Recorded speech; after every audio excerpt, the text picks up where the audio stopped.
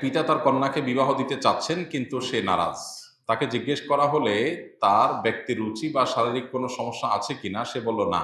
তাহলে কেন বিবাহ করতে চাচ্ছে না? সে উত্তর দিল, দাম্পত্য জীবন তার কাছে কঠিন মনে হয়। সে একাকী জীবন কাটাতে চায়। তার এক কথায় সে বিবাহ করবে না। পড়াশোনায় সে মাস্টার্স শেষ করেছে। তার বাবার আর্থিক অবস্থাও ভালো না। এ অবস্থায় তার সাথে তার পিতার মুআমালাত কেমন হবে? প্রথম কথা হলো যে কোনো নারী বা পুরুষ যদি বিবাহ না করে একাকী জীবনযাপন করতে চায় এবং সে যদি তার চরিত্রের হেফাজত করবার ব্যাপারে কনফিডেন্ট থাকে, তাহলে সেক্ষেত্রে ইসলাম তাকে বাধ্য করে না বিবাহ করতে। এরকম ক্ষেত্রে যে বাবা মা আর্থিকভাবে অসচ্ছল, তাহলে সেক্ষেত্রে আজকাল বিভিন্ন উপায়ে উপার্জন করে বাবা মাকে সহযোগিতা করার সুযোগ একজন নারীর জন্য থাকে।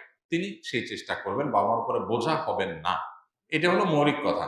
এরপর আসা যাক এই বিবাহের প্রতি যে অনাগ্রহ, এই অনাগ্রহের কারণ কি? এটা অবশ্য ব্যক্তি ভেদে ভিন্ন হতে পারে। যার ব্যাপারে প্রশ্ন করা হয়েছে, হতে পারে তার কোনো যৌক্তিক কারণ আছে। হয়তো তার মানসিক ভীতি কাজ করছে, যেটা হয়তো কাউন্সেলিং এর মাধ্যমে ঠিক হতে পারে। আমার বিশ্বাস বা ধারণা যে এর মাধ্যমে ঠিক হতে পারে। অতএব ভালো কাউন্সিলরের মাধ্যমে যদি তাকে কাউন্সেলিং করানো হয়, বোঝানো হয় এবং উদ্যোগ নেওয়া হয়, হয়তো তার এই বিবাহ ভীতি দূর হবে। তবে অল ওভার সারা বিশ্বব্যাপী একটা বড় সংকট চলছে। সেটা হলো গোটা পৃথিবীতে আজ বিবাহটা, এটাকে অনেকটা আতঙ্কের অপর নাম হিসেবে প্রতিষ্ঠিত করা হচ্ছে, প্ল্যান ওয়াইজ করা হচ্ছে। কেন? যাতে করে মানুষ বিবাহের পথ থেকে সরে এসে নিজেদের জৈবিক চাহিদা পূরণ করবার জন্য হারাম পথে পা বাড়ায়। এটা করলে তাদের লাভ কি? এটা করলে তাদের লাভ হলো মানুষের, প্রথমত পৃথিবীতে মানুষের অস্তিত্বই হুমকির মধ্যে পড়বে। নানান প্ল্যান প্রোগ্রাম পৃথিবীর আপনার কর্তাদের, পৃথিবীর নিয়ন্ত্রকদের, পৃথিবীর আপনার নেপথ্যের নায়কদের নানা প্ল্যান প্রোগ্রামের অংশ এটি। আমরা মুসলিম সমাজগুলোতে পর্যন্ত এই সমস্যা দেখছি। আর অমুসলিম প্রধান সমাজগুলোতে তো, উন্নত দেশগুলোতে তো এখন বিবাহ রীতিমতো ভয়ের ব্যাপার। কেউ বিয়ে করতে চায় না। অথচ যারা দিন মেনে চলেন, যারা আল্লাহর কাছে নিজেকে সমর্পণ করেছেন, যারা আসলেই মুসলিম হয়েছেন, তারা বৈবাহিক জীবনটাকে এতটা উপভোগ করেন, এটা তাদের জন্য এতটা উপভোগ্য যে এটা দুনিয়ার একটা জান্নাতি জীবন বলা যেতে পারে। আল্লাহ তাআলা যাদেরকে এই জীবন দিয়েছেন, যারা এই তৌফিক পেয়েছেন, তারাই জানেন যে একটা সুন্দর দাম্পত্য জীবন কতটা উপভোগ্য। নবী করিম সাল্লাল্লাহু আলাইহি ওয়াসাল্লাম সেজন্য বলেছেন, আদ-দুনিয়া কুল্লুহা মাতা ওয়া খায়রু মাতা'আদ দুনিয়া আল মারআতুস সালিহা। পুরো দুনিয়ার সবকিছুতেই আল্লাহ রাব্বুল আলামিন তার নেয়ামত রেখেছেন। সবচাইতে উপভোগ্য নেয়ামত আল্লাহ একজন সৎ জীবন সঙ্গিনী, নেককার জীবন সঙ্গিনী। ঠিক একই কথা একজন নারী বেলায় প্রযোজ্য। তার জন্য একজন সৎ নেককার জীবন সঙ্গী পাওয়া সবচেয়ে উপভোগ্য। এখন বিবাহটাকে ভীতিকর বিষয়ে পরিণত করা হয়েছে নানাভাবে। একে তো আমাদেরকে অনেক বেশি তথাকথিত অধিকার সচেতন করা হয়েছে। এখন প্রত্যেকটা মানুষ অধিকার সচেতন। একটা বাচ্চা বলে আমার অধিকার, আমার রাইট। হ্যাঁ, অবশ্যই মানুষের অধিকার ব্যাপারে মানুষ সচেতন হবে। ইসলাম অধিকার করে আমাদেরকে সতর্ক করেছে। আল্লাহর অধিকার নষ্ট করলে এত বড় শক্ত আযাব বা শাস্তির কথা নেই, বান্দার অধিকার নষ্ট করলে যত বেশি শাস্তির কথা। এজন্য হুকুকুল ইবাদের ব্যাপারে যুগে যুগে ওলামায়ে কেরাম সতর্ক করেছেন, ফকিহগণ সতর্ক করেছেন। ইসলামের সবগুলো থটে হুকুকুল ইবাদের ব্যাপারে সর্বোচ্চ সতর্ক আমাদেরকে থাকতে বলা হয়েছে। কিন্তু ইসলাম আমাদেরকে সবসময় কর্তব্য পরায়ণ হতে বলে। অধিকার সচেতনতার তুলনায় আমাদের মধ্যে কর্তব্য পরায়ণতা বেশি যেন আসে, ইসলাম সেই জিনিসটার জন্য চেষ্টা করে। আর ভোগবাদী এই পৃথিবী আপনাকে কর্তব্য পরায়ণ হওয়ার চাইতে অধিকার সচেতন হওয়ার ব্যাপারে বেশি আপনাকে অ্যাওয়্যার করবে, তারা বেশি চেষ্টা করবে। এর ফলশ্রুতিতে যেটা হয়েছে, একটা মানুষ স্যাক্রিফাইসের মানসিকতা, ত্যাগের মানসিকতা মানুষের মধ্যে কমে যায়। এখন দেখবেন ত্যাগের মানসিকতা নেই। সবাই শুধু এটা আমার আমার আমার কি হলো, আমার কি হলো, আমি কেন করবো, এগুলো ছাড়ের মানসিকতা নেই। ইসলাম আমাদেরকে পদে পদে ছাড় শিখিয়েছে। কোনো মানুষ যদি স্যাক্রিফাইস শিখে, ছাড় শিখে, শুধু দাম্পত্য জীবন না, তার সামগ্রিক জীবনে সে সুখ শান্তি পাবে। আর যদি কেউ স্যাক্রিফাইস না শিখে, শুধুমাত্র অধিকার সচেতন হয়, তো সে তথাকথিত অধিকার হয়তো পাবে, কিন্তু সে মানসিক শান্তি কখনো পাবে না। এই জন্য দেখবেন উন্নত বিশ্বে অমুসলিমদের মধ্যে ঘরে ঘরে আত্মহত্যা, ডিপ্রেশন, ফ্রাস্ট্রেশন, নানা রকম মনোবেদনা। ইভেন মুসলমানদের সমাজেও দিন থেকে যারা সরে যাচ্ছে, তাদের মধ্যে ফ্রাস্ট্রেশন, ডিপ্রেশন বাড়ছে। আর মুসলমান অনেক না খেয়ে আছে, কিন্তু মানসিকভাবে সে সুখে আছে, শান্তিতে আছে, হাসি মুখে আছে। আফ্রিকার অনেক গরিব দেশগুলোতে যাবেন, মুসলমানদের মুখে কি হাসি, কতটা খুশি, কত পরিতৃপ্ত সে আলহামদুলিল্লাহ বলছে। কারণ তার চাহিদার তুলনায় তৃপ্তি বেশি, চাওয়ার তুলনায় শুকরিয়া বেশি। যেই দম্পতি দাম্পত্য জীবনে স্বামী স্ত্রী পরস্পর প্রতি এই মানসিকতাটা লালন করে যে আমার জীবন সঙ্গী, তিনি হয়তো ভুল করেছেন, আমি ক্ষমা করি, আমি সবর করি, তিনি হয়তো এই জন্য করেছেন, তিনি যদি অন্যায় করেন তিনি আল্লাহর কাছে দায়ী থাকবেন, বাট আমি কোনো অন্যায় যেন না করি। আমি কর্তব্য পরায়ণতাকে প্রাধান্য দেই অধিকার সচেতনতার চাইতে, তাহলে সেক্ষেত্রে দেখবেন সেখানে জান্নাতি শান্তি বিরাজ করবে। এই যে বিবাহের প্রতি ভয় কাজ করছে, কারণ কি? কারণ হলো এই যে স্যাক্রিফাইসের মানসিকতা, এটা আজকের পৃথিবীতে কেউ আপনাকে বলবে না, শুধুমাত্র ইসলাম আপনাকে বলবে, দিন আপনাকে বলবে আপনি স্যাক্রিফাইস এবং স্যাক্রিফাইস এবং স্যাক্রিফাইস করেন।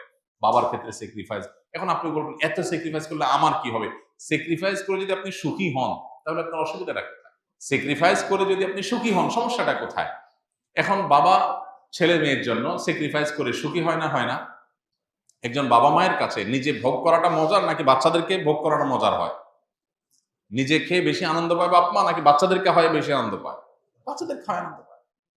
স্যাক্রিফাইসের মধ্যে যে আনন্দ আছে ভোগের মধ্যে সেই আনন্দটা নাই। কিন্তু আজকের পুরো পৃথিবী এই ভোগবাদী দুনিয়া, বস্তুবাদী দুনিয়া, আজকের এই সিস্টেমটাই এমন ভাবে ডেভেলপ করা হয়েছে যে আপনাকে ভোগবাদী করা হবে, কোথাও স্যাক্রিফাইসের কথা বলা হবে না। আর এই কারণে বিবাহের প্রতি ভীতি তৈরি হয়েছে, কারণ স্যাক্রিফাইসের মানসিকতা নাই।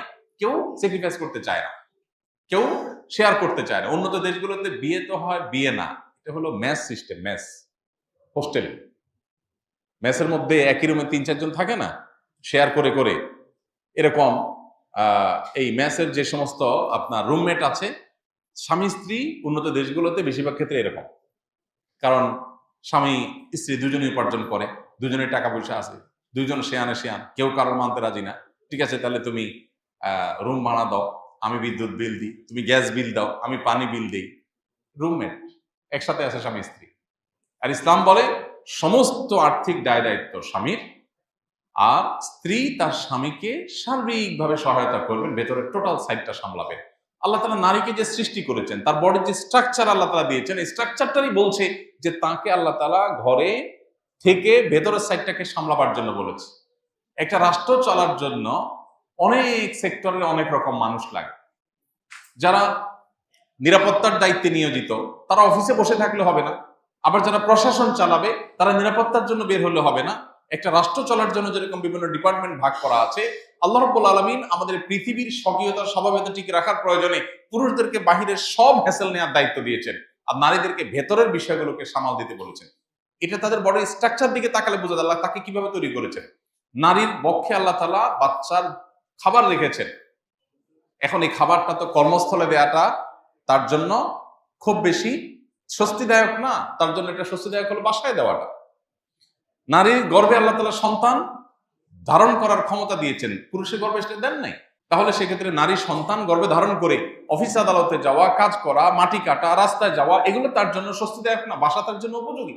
অতএব তার কর্মস্থল কি কোথায় হবে, তার অবস্থান কোথায় হবে, তার রোলটা কি হবে, একটা ফ্যামিলির উন্নতির কোন অংশটা তিনি দেখবেন, এই বিষয়গুলো আল্লাহ তাআলা তার বড় স্ট্রাকচারের মধ্যে দিয়ে রেখেছে। দেখলে তাকালে বোঝা যায়। এখন আপনি এক করে ফেলতে চাচ্ছেন। ইসলাম সমতায় বিশ্বাস করে না, ইসলাম বিশ্বাস করে ন্যায্যতায়। ন্যায্যতা এক জিনিস, সমতা আরেক জিনিস। সমতা কি? একটা ছেলের জ্বর হয়েছে, ওর একটা ট্যাবলেট খাওয়াইছে, মেয়েটার জ্বর হয় নাই, ওরে ধরে ট্যাবলেট খাওয়াই দেন, এটা হলো সমতা। কারণ দুইটা ছেলে মেয়ে, একটা ট্যাবলেট খাইছে আরেকটা খাবে না কেন? সমতা হলে দুজনকে খাওয়াই দিবেন। আর ইসলাম বলে না, ন্যায্যতা, যার যেটা দরকার। একজনের ট্যাবলেট দরকার, তারা ট্যাবলেট খাওয়ান, আরেকজনের ট্যাবলেট দরকার নেই, তারা খাওয়ায়েন না, এটাই হলো ন্যায্যতা। অতএব ন্যায্যতা ইনসাফকে নিশ্চিত করে, সমতা সবসময় ইনসাফকে নিশ্চিত করে না। সমতা যদি সবসময় আপনার মানদণ্ড হয় ইনসাফের, তাহলে সেক্ষেত্রে জুলুম হবে অনেক ক্ষেত্রে। একজনের জামার সাইজ হবে 18, আরেকজনের বয়স কম, তার জামার সাইজ হয়তো 10। আপনি যে বলেন না দুইটাই তো আমার সন্তান, সাইজ দুইটারই সমান কিনবো, তাহলে জুলুম হবে না একজনের প্রতি? এই জন্য ইসলাম ন্যায্যতার কথা বলে। আল্লাহর সিস্টেমের উপরে যারা নিজের বুদ্ধি বিবেক দিয়ে নিজেরা কিছুকে সেখানে স্টাবলিশ করতে চায়, তারা ব্যর্থ, ব্যর্থ এবং ব্যর্থ। পৃথিবীর ইতিহাস প্রমাণ করে, বাস্তবতা প্রমাণ করে। অর্থাৎ বিবাহ ভীতি যারা তৈরি করেছে পৃথিবীতে, এরা বিবাহ বহির্ভূত সম্পর্ককে অ্যাপ্রিসিয়েট করতে গিয়ে করেছে, এদের নিজেদের জীবন জ্বলে পড়ে ছাই এবং সারখার হয়ে যাচ্ছে। সবচেয়ে বেশি প্রেমের অভিনয় করা মানুষগুলো দেখেন জীবনে কি অবস্থা।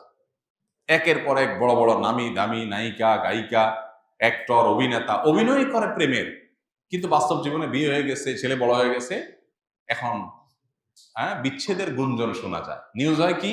বিচ্ছেদের গুঞ্জন। কেন রে ভাই, তুমি না সারাদিন প্রেম শিখাইলা মানুষকে, তোমার নিজের যদি এ দুরবস্থা হয়, তুমি কি প্রেমের শিক্ষক হইলা? আর প্রেমে শিখবা তুমি হুজুরদের কাছে আসো, শিখো। আঠার মতো এমন ভাবে মহব্বত লাগে, মরণ পর্যন্ত লেগে থাকে। আর তোমাদের এত মহব্বত, এত আই লাভ ইউ, এত হান তান মেসেজ, অমুক তমুক চ্যাটিং, মাগার বিবাহ টিকে না, সম্পর্ক টিকে না। ৫ বিয়া, ৬ বিয়া, ৭ বিয়া, এরপরও শেষ হয় না। মনে হয় মরার আগে আরেকটা করে মরে। এই জন্য বিবাহ ভীতি তাদের মধ্যে আসে যারা দিন থেকে দূরে। যে দিনের মধ্যে থাকবে তার মধ্যে বিবাহ থাকবে না। আমার এই বোন দিন থেকে দূরে আছেন, আমি নিশ্চিত। দিনের ভিতরে থাকলে তার ভিতরে বিবাহ ভীতি আসবে না। হ্যাঁ, স্বামী হয়তো সে একটা ভিন্ন রকম মানুষ হতে পারে, হয়তো আমার সাথে তার মিল হবে না, তো আমি সবর করব, আমি সবর করব, আমি স্যাক্রিফাইস করব। করলে তো আমার লস নাই, আমার তো লাভ। এই জন্য আজকের বিশ্বে বিশেষ করে আমাদের এই বিষয়গুলোকে খুব মাথায় রাখতে হবে। বিবাহ ভীতি আমাদের তরুণদের মধ্যে, আমাদের দেশে এখন শুরু হয়ে গেছে, যেটা পশ্চিমা পৃথিবীতে অনেক আগে থেকে হয়েছে। কারণ ওই যে আপনি বিবাহ বহির্ভূত সম্পর্ককে অ্যাপ্রিসিয়েট করেছেন, মানুষকে দিনই চেতনার মধ্যে থেকে দূরে সরাইছেন, অটোমেটিক বাই ডিফল্ট এ সমস্ত আযাব মানুষের জীবনে আসবে।